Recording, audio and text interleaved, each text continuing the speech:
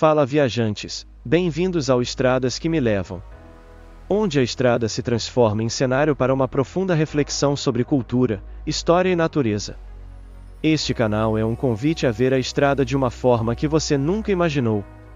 Neste segmento, o trajeto nos conduz pela BR-116, começando nas proximidades de São José dos Pinhais, estado do Paraná, e avançando em direção a Cajati, estado de São Paulo, por 182 quilômetros. Nesta meditação do motorista, buscaremos com os olhos de um antropólogo amador as sutis nuances que constroem a identidade desta região. O que a história, a geologia e a cultura escondem na beira desta rodovia? A fronteira física se cruzará em segundos, mas a mudança mental que ela provoca é profunda. Acompanhe-nos para descobrir os segredos da paisagem e da história que os mapas não revelam. Comente, curta e inscreva-se para continuarmos esta viagem de reflexão. São 6h19 da manhã de um sábado, 21 de dezembro, e o solstício de verão se anuncia com uma glória hesitante.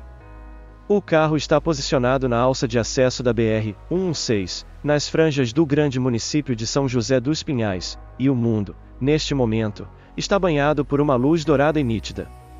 O céu, exatamente como previsto, está de um azul profundo, quase violeta, com apenas algumas nuvens altas e finas, como pinceladas de aquarela, que não oferecem qualquer ameaça. O sol da manhã, ainda abaixo no horizonte leste, lança seus raios de forma oblíqua sobre o primeiro planalto paranaense, fazendo o orvalho acumulado nos campos brilhar como um tapete de diamantes. O ar que entra pela janela é surpreendentemente frio, um frio límpido e revigorante que carrega o cheiro do capim molhado e dos pinheiros, um lembrete de que estou a quase 900 metros de altitude. A pista da rodovia, uma fita larga de asfalto escuro, ainda guarda manchas de umidade da noite anterior, mas seca rapidamente sob o sol nascente. O objetivo desta etapa da jornada é monumental, uma viagem de mais de 180 quilômetros para o sul, uma descida vertiginosa da Serra do Mar Paranaense, deixando o Planalto Industrial para mergulhar no Vale do Ribeira, até a cidade de Cajati.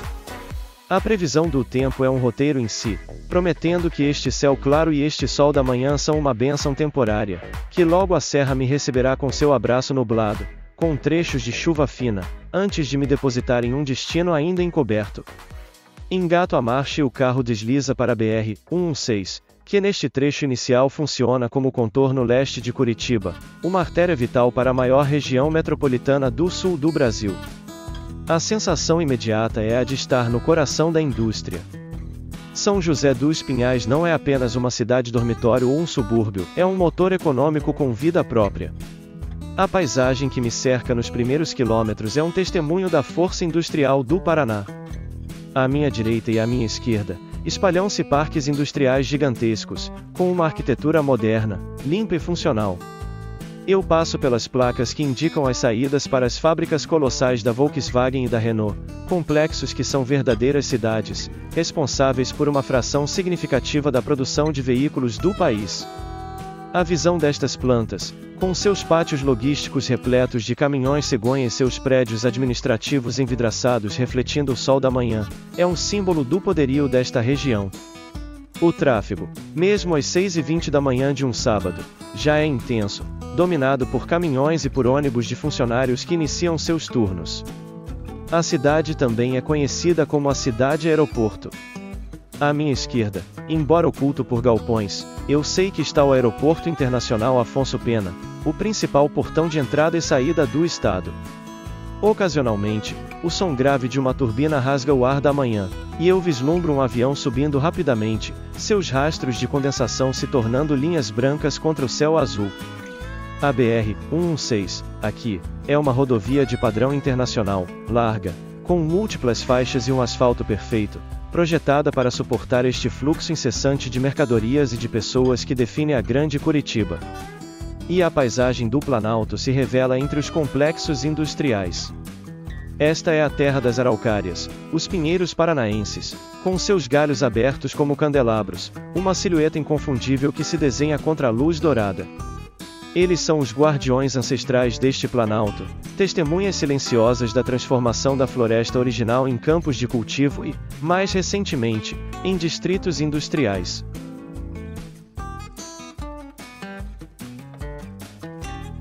Deixo para trás a mancha urbana de São José dos Pinhais e a rodovia mergulha em uma paisagem mais rural, mas ainda no Planalto.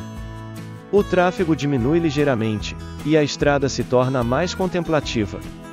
Passo por pequenas propriedades rurais, por áreas com cavalos de raça pastando em campos verdes e por plantações de milho e de soja. E aqui, começo a ver os sinais da colonização europeia que moldou esta região.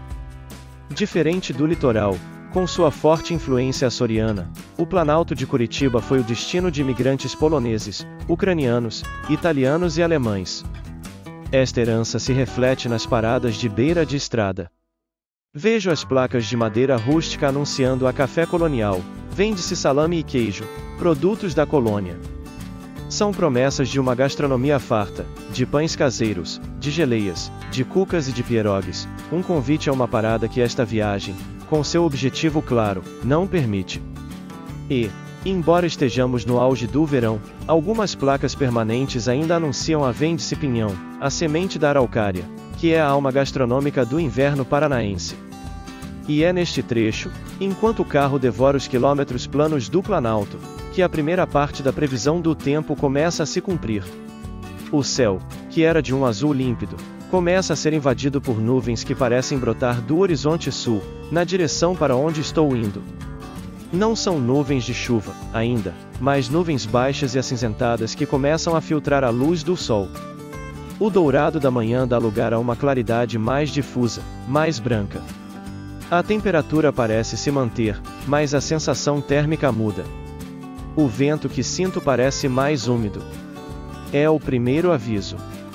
Estou me aproximando da borda da serra, e a Serra do Mar é uma entidade meteorológica que cria seu próprio clima. Ela é uma muralha de quase 1000 metros de altura que barra a umidade que vem do oceano, e o que estou prestes a fazer é mergulhar de cabeça nesta zona de conflito climático. A estrada começa a mudar. As longas retas dão lugar a curvas suaves, e o terreno, antes plano, começa a ondular. Estou me aproximando da borda do primeiro Planalto. A vegetação se adensa. Os campos de cultivo dão lugar a capões de mato, e as araucárias começam a se misturar com as árvores da Mata Atlântica. E então, sem muito aviso, o chão desaparece.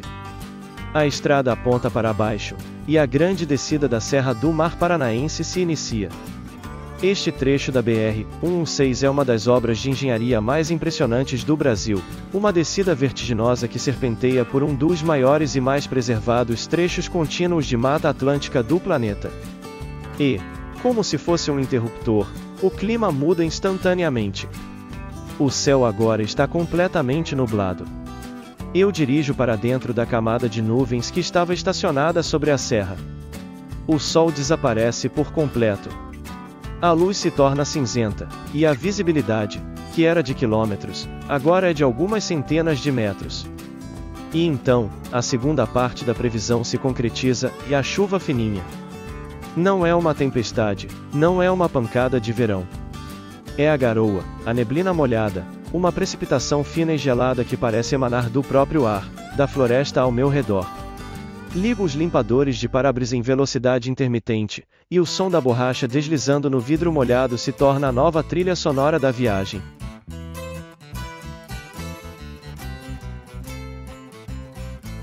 A paisagem, agora vista através deste véu de chuva, é de uma beleza fantasmagórica e esmagadora. Estou em um cânion verde. À minha esquerda e à minha direita, paredes de floresta densa se erguem, cobertas pela névoa.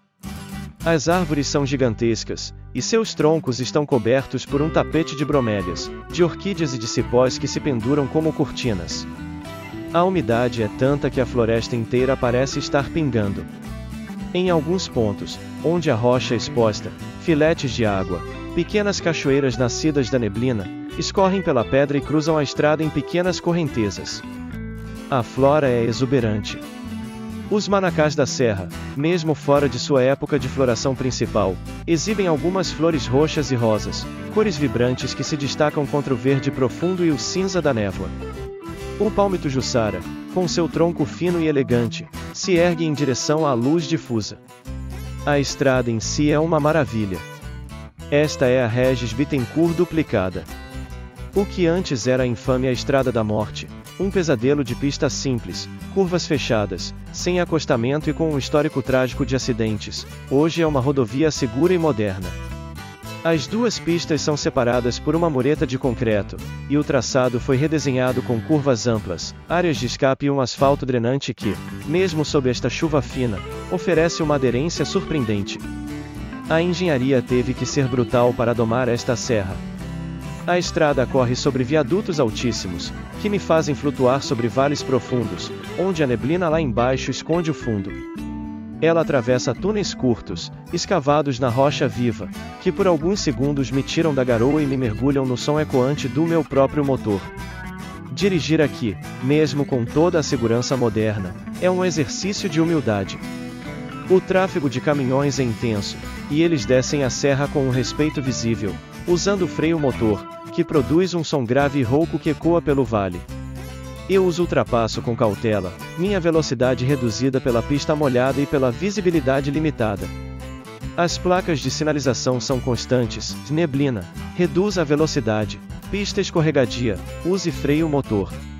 E as placas que alertam para a travessia de animais silvestres são um lembrete de que este é o território deles. Sei que esta floresta é o lar de macacos prego, de coatis, de tatus, e em áreas mais remotas, até de onças. A estrada é uma intrusão, e o risco de um animal assustado cruzar a pista na neblina é real. Um dos grandes marcos da descida é a represa do Vossoroca. Um imenso lago artificial, formado para a geração de energia, que surge à minha direita, suas águas calmas e escuras refletindo o céu cinzento. A estrada contorna a represa por vários quilômetros, oferecendo vistas espetaculares de seus braços que entram pela floresta. A visão da água, em meio à serra e à neblina, tem um efeito calmante, um contraponto sereno à tensão da descida. As paradas de beira de estrada neste trecho são inexistentes. Não há espaço para cafés ou lojas.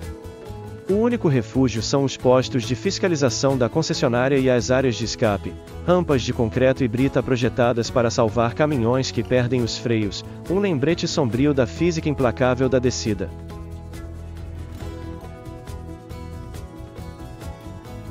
E então, quase tão abruptamente quanto começou, a descida termina. O carro para de lutar contra a gravidade e volta a correr no plano. A estrada se endireita, e a sensação de estar em um desfiladeiro desaparece.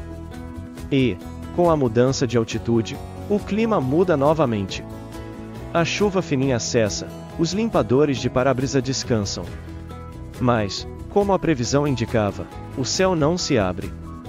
A neblina da serra dá lugar a um teto de nuvens uniforme e baixo. Estou no Vale do Ribeira. A temperatura sobe imediatamente. Aquele ar frio e límpido do Planalto é uma memória distante. Agora, o ar é quente, abafado e pesado, uma umidade tropical que gruda na pele. A paisagem se transforma. A Mata Atlântica da Serra, com suas árvores altas, dá lugar a uma vegetação de baixada, mais rasteira, com muitas palmeiras e áreas alagadas. E, acima de tudo, a cultura que define esta região se anuncia, e a banana.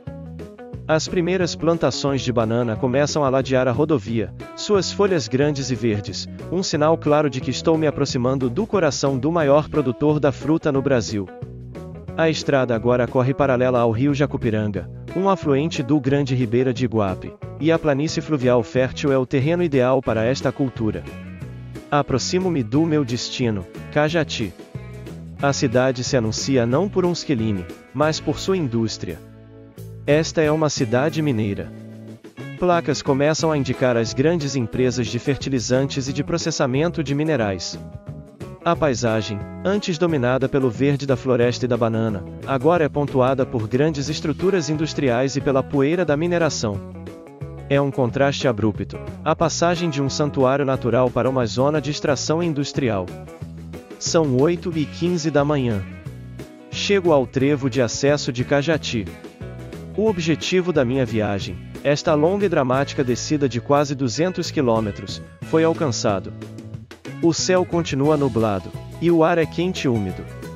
A viagem foi uma experiência sensorial completa, Uma jornada que começou sob um sol frio em um planalto industrial, mergulhou em um túnel verde de neblina e chuva na serra mais preservada do país, e terminou em um vale tropical, quente e nublado, marcado pela banana e pela mineração.